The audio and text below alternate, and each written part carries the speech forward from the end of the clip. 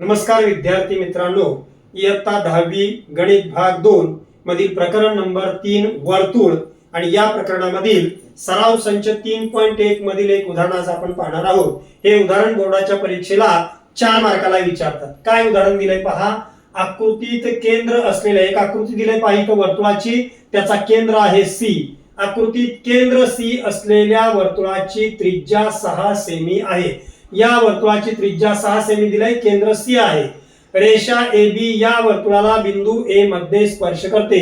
रेषा AB जी आहे ती वर्तुळाला A या बिंदूत स्पर्श करते, म्हणजे ती स्पर्शिका आहे। या माहितीवरून पुढील प्रश्नांची उत्तरे द्या। ही माहिती दिली आहे, त्याच्यावरून आपल्याला एक 4 प्रश्न विचारलेत बघा। प्रश्न पहिला, कोन CAB चे माप किती अंश आहे आणि का, कारण पण लिहायचंय।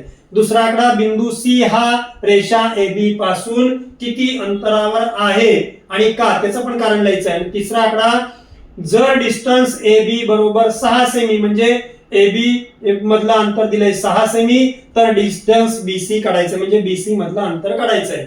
आणि चौथा आकडा, कोन ABC चे माप किती अंश आहे आणि का, त्याचंही कारण लिहायचं आहे। असे 4 उपप्रश्न विचारले पहा। आपल्याला पहिल्यांदा आपल्याला या ठिकाणी वर्तुळाची त्रिज्या दिलाय म्हणून आपण इथं त्रिज्या जोडू। आपण CA ही त्रिज्या आहे, CA जोडायचं आहे आपल्याला, आणि BC पण काढायचं म्हणून आपल्याला C आणि B जोडायचं आहे, हे आपल्याला रचनेमध्ये। आणि ही त्रिज्या आपल्याला दिलेली आहे 6 सेमी।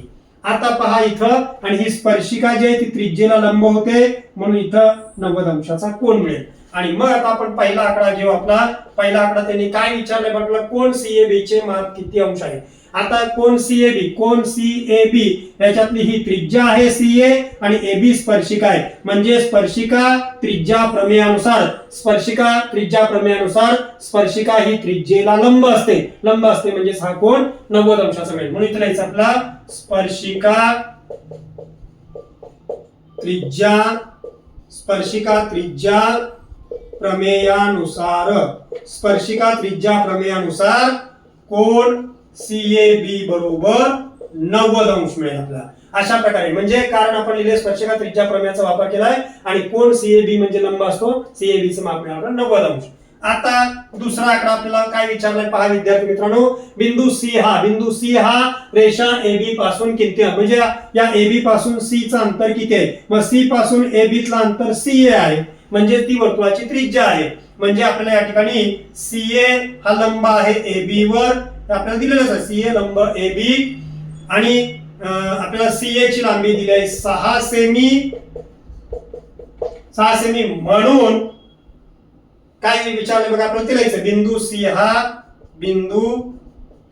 हा रेषा AB पासून 6 सेमी अंतरावर आहे। अशा प्रकारचं आपण हे 2 सोडवलेत। आता तिसरा आकडा काय दिलाय बघा आपल्याला। तिसरा आकडा, डिस्टन्स AB म्हणजे या AB मधलं अंतर दिलंय 6, CA त्रिज्या तर आपल्याला दिलेलं आहे, डिस्टन्स BC काढायचं आहे। हा त्रिकोण जो आहे तो काटकोन त्रिकोण आहे। काटकोन त्रिकोणामध्ये आपला 2 बाजूंची लांबी आहे, तिसऱ्या बाजूची लांबी काढता येईल पायथागोरसच्या प्रमेयानुसार। मग इथं आपल्याला लिहायचं आहे त्रिकोण CAB मध्ये कोन A बरोबर 90 अंश, म्हणून पायथागोरसच्या प्रमेयानुसार प्रमेय असते कर्णवर्ग। तर या काटकोन त्रिकोणातला कर्ण आहे BC वर्ग, कर्णवर्ग बरोबर पाया वर्ग AB वर्ग अधिक उंची वर्ग CA वर्ग। पायथागोरस प्रमेयाचा वापर करतोय आपण इथं, म्हणून BC आपल्याला काढायचं आहे, BC वर्ग आहे। तसंच AB ची लांबी दिली आपल्याला 6 चा वर्ग अधिक CA ची लांबी आहे 6 चा वर्ग, म्हणून BC वर्ग आहे। तसंच 6 चा वर्ग 36 अधिक 6 चा वर्ग 36। आता आपल्याला 36 आणि 36 यांची आपल्याला करायची आहे बेरीज, म्हणून पुढची स्टेप आपल्याला येईल, म्हणून BC वर्ग आहे तसंच बरोबर 36 आणि 36 यांची बेरीज मिळेल 72। आता आपल्याला इथं वर्गमूळ काढायचं आहे, कारण BC ची किंमत आपल्याला काढायची आहे। वर्गमूळ काढू, कारण डिस्टन्स BC आपल्याला विचारलेला आहे। म्हणून बीसी वर्गाचा वर्ग जाईल बीसी, पण 72 हा कुठल्याही पूर्ण संख्येचा वर्ग नाही म्हणून ते टाकायचं आपल्याला वर्गमुळात 72.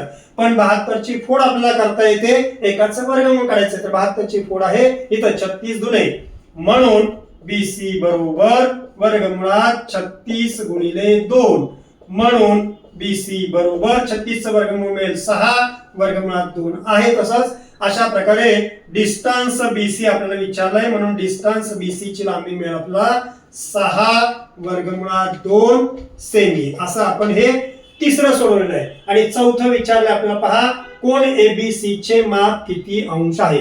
कोण एबीसी चं म्हणजे या कोणाचं माप आपल्याला विचारलेलं आहे.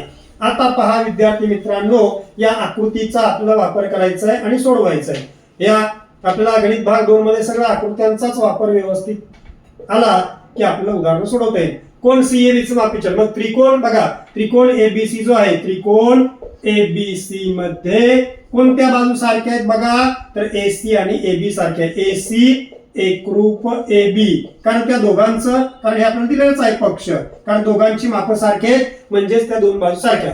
मग एसी आणि एबी, एसी आणि एबी हे सारखं झालं म्हणजे हा जो त्रिकोण आहे काटकोन त्रिकोण आहे, आणि काटकोन त्रिकोण असून त्याच्या दोन बाजू सारख्या त्रिकोणाच्या म्हणजे समद्विभुज काटकोन त्रिकोण आहे. म्हणून इथे लिहायचं आपल्याला त्रिकोण, म्हणून त्रिकोण एबीसी हा